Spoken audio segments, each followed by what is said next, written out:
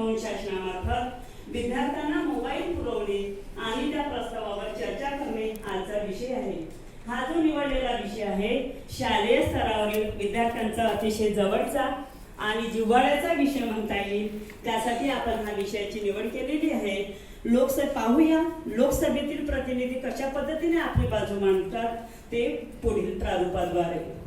तसेच आजच्या कार्यक्रमाला उपस्थित असलेले भारतीय उत्कर्ष मंडळाचे उपाध्यक्ष श्री संजयजी खांडवे सर, तसेच सदस्य सौ रोहिणीताई आवडेदिदी, शिक्षा सेवा समितीचे संयोजक श्री पद्माकरजी धानोरकर सर, तसेच शिक्षा सेवा समितीचे सदस्य श्री अभयजी नाफडे सर व सौ वैशालीताई नाफडे दिदी, तसेच भारतीय उत्कर्ष मंडळाचे सदस्य गोखले काका, त्याचप्रमाणे सर्व पदाधिकारी, तसेच स्मृती दिदी कुलकर्णी दिदी, प्राथमिक विभाग प्रमुख महल्ले दिदी आणि सर्वांनी कार्यक्रमाला आवर्जून वेळ काढून कार्यक्रमासाठी उपस्थित आहे त्याबद्दल मी सर्वांचे शब्दसुनाने स्वागत करते।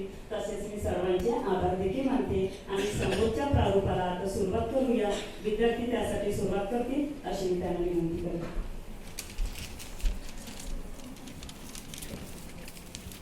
माननीय अध्यक्ष जी पधार रहे हैं। लोकसभेचे कामकाज राष्ट्रगीताने सुरू होईल।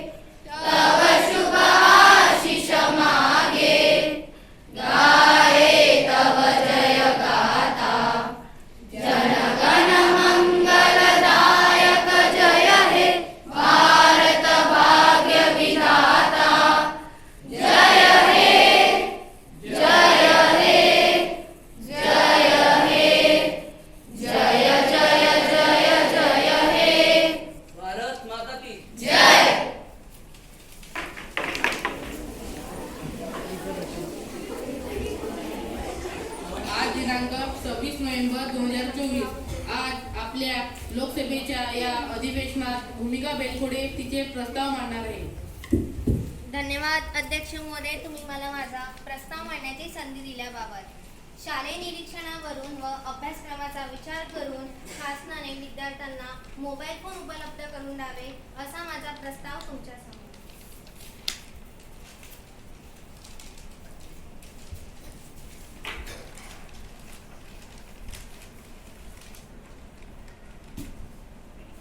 माननीय अध्यक्ष महोदय, मोबाईल वापरण्याचे अनेक फायदे आहेत। विद्यार्थ्यांच्या शिक्षणासाठी खूप उपयुक्त आहे। अध्यक्ष महोदय, मोबाईल वापरण्याचे काही फायदे मी सांगणार आहे। माननीय अध्यक्ष महोदय, मोबाईलच्या माध्यमातून ऑनलाईन शैक्षणिक व्हिडिओ, ई बुक्स, नोट्स आणि विविध अभ्यास साहित्य सहज उपलब्ध होतात। अनेक शिक्षण ॲप्स आणि वेबसाईट उपलब्ध आहेत ज्या विद्यार्थ्यांना त्यांच्या अभ्यासक्रमांशी संबंधित माहिती मिळवता येते। मोबाईलच्या माध्यमातून विद्यार्थ्यांना कोणत्याही ठिकाणी आणि कोणत्याही वेळी अभ्यास करता येतो, त्यामुळे वेळेचा चांगला उपयोग होतो। असा आमचा प्रस्ताव आपण स्वीकारावा। धन्यवाद। माननीय अध्यक्ष महोदय, आपल्या सहकारी मंत्र्यांनी सांगितल्याप्रमाणे की मोबाईलचे जितके फायदे आहेत तितके तोटे पण आहेत। लहान मुलांना जर 4 तासापेक्षा जास्त मोबाईल दिलं तर त्यांची स्मरणशक्ती कमी होते व त्यांची दृष्टी पण कमी होते। स्पॅनिश शास्त्रज्ञांनी असे सांगितले की मोबाईलच्या अतिवापरामुळे मुले चिडचिडे होतात, मूड बदलते व ते डिप्रेशनकडे जातात। खूप जणांचं असं आहे की मोबाईल हातात असेल मगच झोपावेसे वाटते। खूप जास्त मोबाईलचा अधीन केल्यामुळे लहान मुलांना हा त्रास होऊ शकतो। मोबाईलचे इतकेच नाही तर अन्यही काही मोठे दुष्परिणाम आहेत। मोबाईलच्या अतिवापरामुळे मानसिक रोग, कॅन्सर, डायबिटीज, ब्रेन ट्यूमर, हृदयरोग व इत्यादी मोठे आजार होऊ शकतात। माननीय अध्यक्षजी, आपण न्यूजपेपरवर, टीव्हीवर व मोबाईलवर अशा कितीतरी बातम्या वाचतो की मोबाईलसाठी मुलांनी स्वतःची हत्या केली, मोबाईलसाठी मुलांनी चर्चा केली. मी पहिली सांगितल्याप्रमाणे की मोबाईलमुळे मुले डिप्रेशनमध्ये जातात व ह्याच डिप्रेशनमुळे मुले अशी मोठी घटना करून बसतात. जर अशा घटना वाढल्या तर याची जिम्मेदारी शासन घेईल का? आपल्या मुलांच्या भविष्याच्या दृष्टिकोनाचा विचार करून मी या प्रस्तावाचा विरोध करतो व आपल्या मुलांसोबत असे काही व्हावे नाही म्हणून मला असं वाटते की हा प्रस्ताव रद्द करा. माननीय अध्यक्ष महोदय, जसं आपल्या सहकाऱ्यांनी सांगितल्याप्रमाणे 4 तासापेक्षा जास्त मोबाईल पाहिल्याने मुलांची मानसिक क्षमता कमी होते व त्यांना इतर रोग होतात.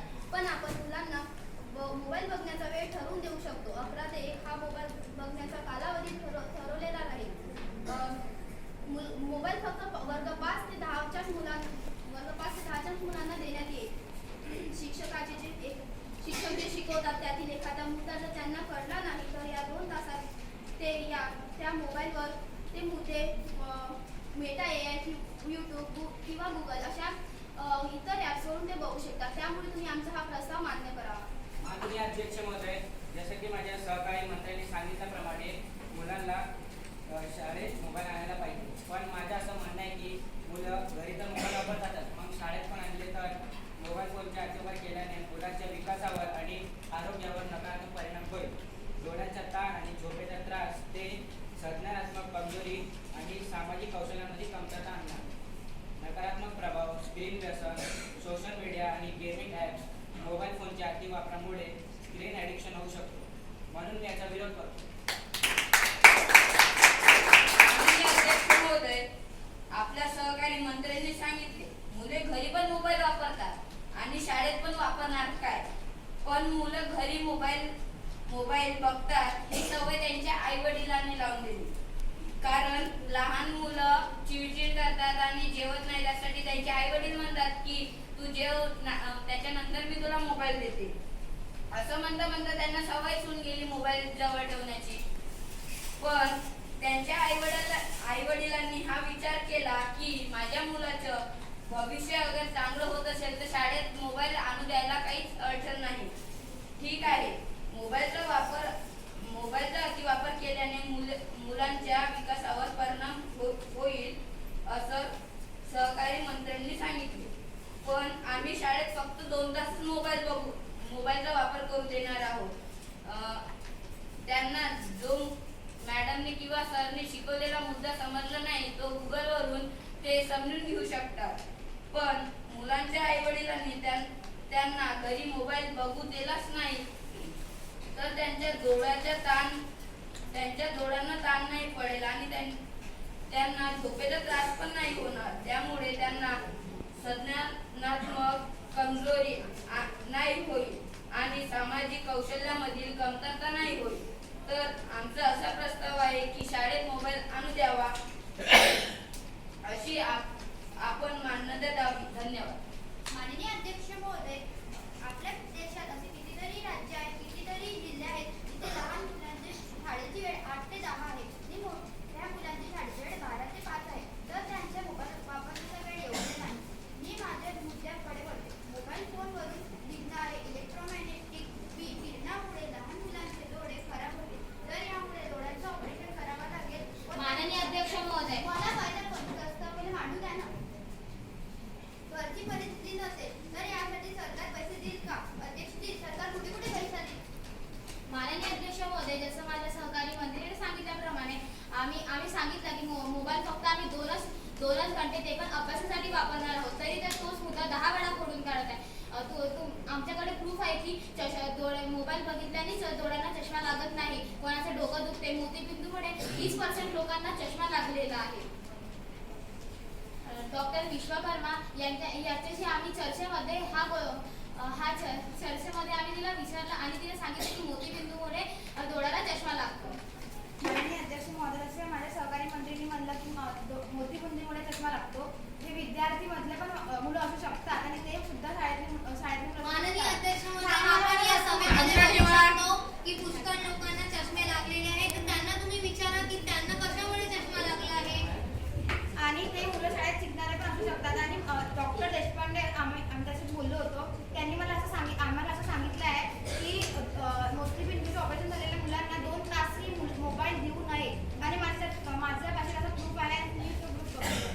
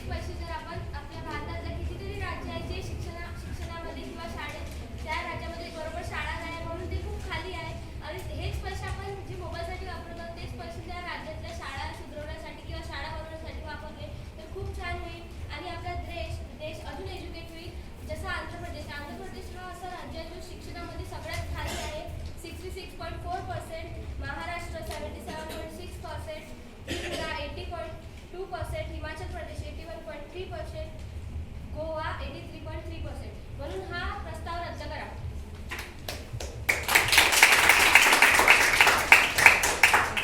अध्यक्ष महोदय, विरोधी पक्षांना टेक्नॉलॉजीची कळूनच नाही की भारत आपला सामोर जावा टेक्नॉलॉजीच्या मामल्यात. माननीय अध्यक्ष महोदय, जसे की यांनी सांगितलं की आपला देश सामोर नाही जावं, पण असं काही पण नाही आहे. जे डॉक्टर इंजिनियर बनले ते पण तर बिना मोबाईलचेच बनले ना. मोबाईल असं जरुरी नाही आहे. अध्यक्ष महोदय, डॉक्टर IPS त्यांनी पण कधी ना कधी ऑनलाईन परीक्षा दिलीच असेल ना. पण त्यांच्या काळामध्ये मोबाईल नव्हते ना तेव्हा. माननीय अध्यक्ष महोदय, यांनी जसं म्हटलं बरोबर आहे, पण आताच्या काळामध्ये तितके पुस्तकं सगळे लायब्ररीमध्ये साठवून ठेवले आहे आणि पुष्कळ स्कूलमध्ये सुद्धा लायब्ररी नसतात. मग ते कसे बघतील कसे वाचतील आणि आपण मोबाईलमधून कमीत कमी वेळेमध्ये जास्तीत जास्त माहिती मिळू शकतो. आणि हे आपण त्याचे आणि हे जे म्हणताय की गरीब आहे बा राज्य वगैरे, तर आपण त्याच्यामध्ये जागृती करायला तर जाऊ नाही शकत. आणि आता कोणताही गरीब माणूस असो की कसाही असो, त्याच्याजवळ एक ना एक कोणतरी असते. कोणत्याही राज्यामध्ये जर टेक्नॉलॉजीच नसेल तर तो राज्य गरीबच राहणार ना, असं माझं मत आहे. माननीय अध्यक्ष महोदय, जसं की माझ्या सहकारी मंत्र्यांनी सांगितल्याप्रमाणे मुलं मोबाईलवरून ज्ञान प्राप्त करणार, पण परीक्षामध्ये प्रश्न तर पुस्तकांमधूनच तर येणार ना. माझ्या माननीय अध्यक्ष महोदय, पेपरमध्ये प्रश्न पुस्तकातून येणार, पण फक्त मोबाईल 2 घंटे भरायचा आहे आणि पुस्तकाचा पण यूज करायचा आहे. तर पुस्तकामधून प्रश्न येईल तर पुस्तकात अभ्यास तर करायच लागेल ना मुलांना. आणि अगर मुलं पुस्तकाचा अभ्यास नाही करणार त्यांना ज्ञान पुस्तकाचा नाही मिळेल. आणि जसं हे बोलले की प्रश्न पेपरमध्ये पुस्तकातली, तर मुलांना त्यासाठी पुस्तक पण वाचावं लागेल असं मला वाटतं. माननीय अध्यक्ष महोदय, जर शाळेत मोबाईल आणला तर काही मुलाला तर चष्मे लागू नाही. ज्या मुलाला चष्मा लागला माननीय अध्यक्ष महोदय, तुम्ही यांनाच विचारा, यांना सुद्धा चष्मा लागलेला आहे. यांच्या काळामध्ये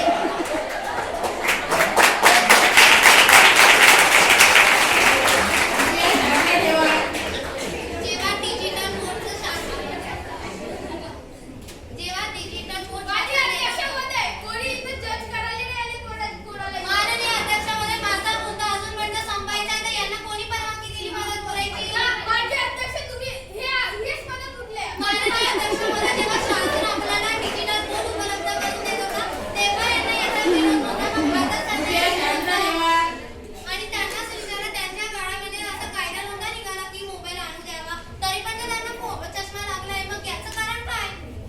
माननीय अध्यक्ष महोदय, त्याला माहिती आहे का मला कायचा चष्मा लागला, डोक्याचा लागला? माननीय अध्यक्ष महोदय, मला माहित आहे, त्यांनी उत्कर्ष विद्यामंदिरमधून जेव्हा शिक्षण घेत होते तेव्हापासून त्यांना लहानपणीपासून चष्मा लागलाय. तेव्हा अल्पर्णा देशपांडे नावाच्या ज्या मॅडम आल्या होत्या, डॉक्टर होत्या. माननीय अध्यक्ष महोदय, का proof आहे का मला कायचा माननीय अध्यक्ष महोदय, आमच्याकडे त्याचा आराखडा आहे, तुम्ही बघून घ्या. याचं नाव सुद्धा तिथे आहे. याचं नाव चंदन मासेकर आहे.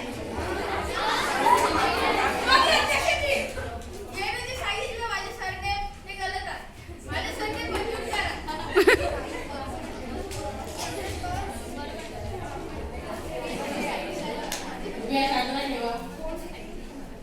माननीय अध्यक्षजी, आज आपण या संसदेत यांच्या प्रस्तावावर चर्चा करायला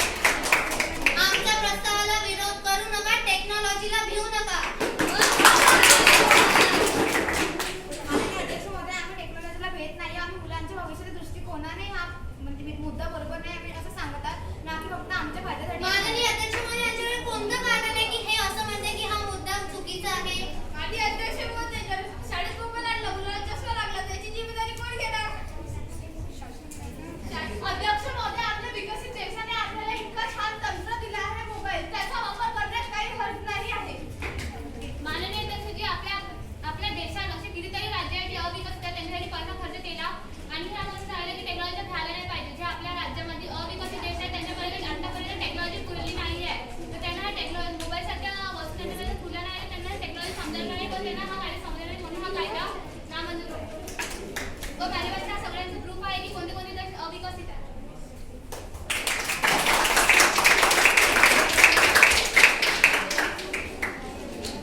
माननीय अध्यक्ष महोदय, पुष्कळ स्कूलमध्ये पॅरेंट्स स्कूलला रिक्वेस्ट करतात की आमच्या मुला-मुलीला मोबाईल आणा द्यावा, कारण ते खूप दूरचे असतात.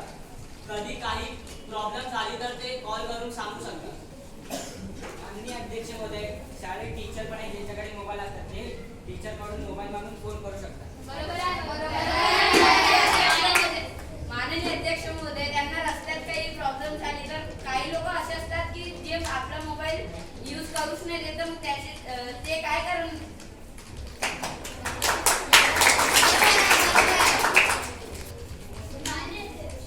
आता त्यांनीच म्हटलं की माणसाला मोबाईलवर किती प्रेम आहे आणि स्ट्रेंजर काऊन नाही देणार मोबाईल.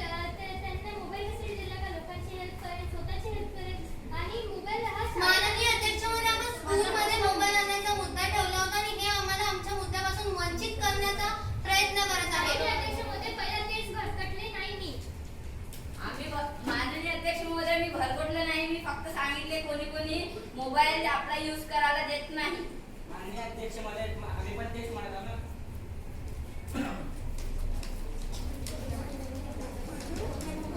माननीय अध्यक्ष महोदय, त्यांनी सांगितल्याप्रमाणे की जे मी म्हटलं तेच त्यांनी म्हटलं, मग टीचर्स कसे आपला मोबाईल यूज करायला देणार.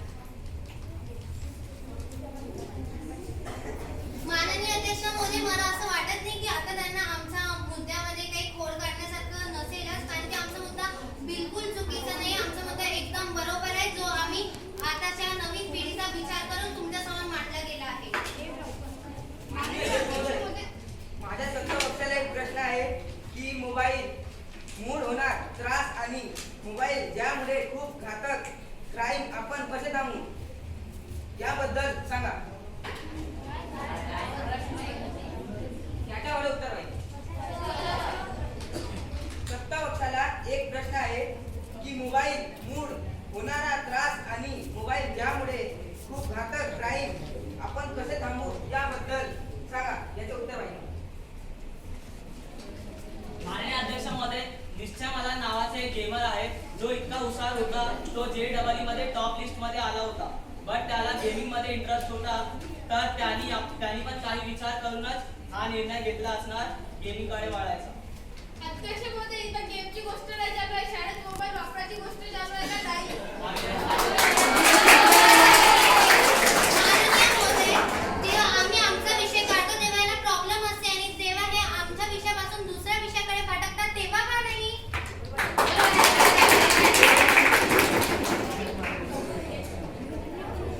माननीय अध्यक्ष महोदय, मला नाही वाटत की शाळेत मोबाईल आणून द्यायला हवा, कारण जर रोज शाळेत आणण्याची परमिशन मिळाली तर त्यांच्या अभ्यासाकडे दुर्लक्ष होतील आणि जर फोन स्कूलमध्ये आणला तर विद्यार्थी त्यांचा गैरपद्धतीने वापर करतील. आई वडील मुलांना शाळेत पाठवतात कारण शिक्षकांचं मुलांना समजायला हवं आणि शिक्षक फेस टू फेस बोलतात आणि मुलांना डाऊट्स विचारू शकतात मुलांना, फोनला नाही. मुलांना किती पण सांगितलं तर ते फोन घरी बघतीलच आणि शाळेत पण तर त्यांच्या डोळ्यात परिणाम होतील. आपल्या देशात किती 50% मुलांना चष्मा लागला आहे, कोणत्या राज्यात किती लोकांना चष्मा लागला आहे याची नोंद माझ्याकडे आहे. म्हणून मला असं वाटतं की हा कायदा इथेच रद्द करावा. आपण मोबाईल शाळेत अभ्यास करण्यासाठी आता फालतू गोष्टीचा वापर करण्यासाठी नाही, तेच आम्ही 2 घंटे मुलाच्या भविष्यासाठी मोबाईलचा वापर करणार आहोत. माननीय अध्यक्ष महोदय, ते 2 घंटे शाळेमध्ये वापर करणार आहे, शाळा सुटल्यावर मग मुले फोन बघतील तर. माननीय अध्यक्ष महोदय, शाळेच्या बाहेर गेल्यावरती शाळेची जिम्मेदारी नाही रेण्यानी हे दुसऱ्या मुद्द्याकडे भटकत आहे. मी तुम्हाला सांगतो की रिअल मुद्दा काय आहे. आपल्या देशाने म्हणजे भारत देशाने मिश्र अर्थव्यवस्था स्वीकारली आहे. आपल्या महाराष्ट्रात मिश्र अर्थव्यवस्थेनुसार 50% खाजगी व 50% शासकीय शाळा आहे. पण 50% शासकीय शाळेमध्ये एकही शाळेमध्ये कोणताच विद्यार्थी मोबाईल फोन नाही आणत आणि शासकीय शाळेमध्ये 45% विद्यार्थी फोन आणतात आणि त्यातले काही 5% विद्यार्थी जे लांबवरून प्रवास करतात तेच आणतात. सामान्य जनतेला याचा विरोध नाहीये. मग अशा आम्हाला बोलू द्या. बोलू द्या. माननीय अध्यक्ष महोदय, हे संसदेच्या लोकसभेच्या शांततेला म्हणजे विचलित करत आहे. मी तुम्हाला सांगत आहे तर मी मनामनात कशाला बोलत आहे. माझा मुद्दा मला मांडू द्या ना. जे लांबवरून प्रवास करतात ते सांगतात सामान्य जनतेला याचा विरोध नाही, मग यांसारख्या मंत्रींना त्याचा विरोध का? मला याचं उत्तर पाहिजे. हे काऊन येत फक्त मोबाईलच्या तोट्याचा विचार करताय, फायद्याचा विचार का नाही करताय?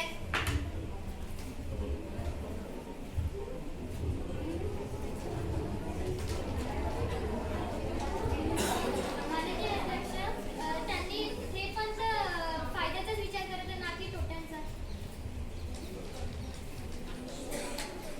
अध्यक्षामध्ये महाराष्ट्राची गोष्ट चालू नाही आहे, देशाची गोष्ट चालू आहे. माननीय अध्यक्ष महोदय, देशामध्ये पण महाराष्ट्र येते आणि त्या माझ्या सध्याच्या एका मंत्र्यांनी सांगितले ते महाराष्ट्रातील सांगितले, अन्य राज्यातील नाही सांगितले. अध्यक्ष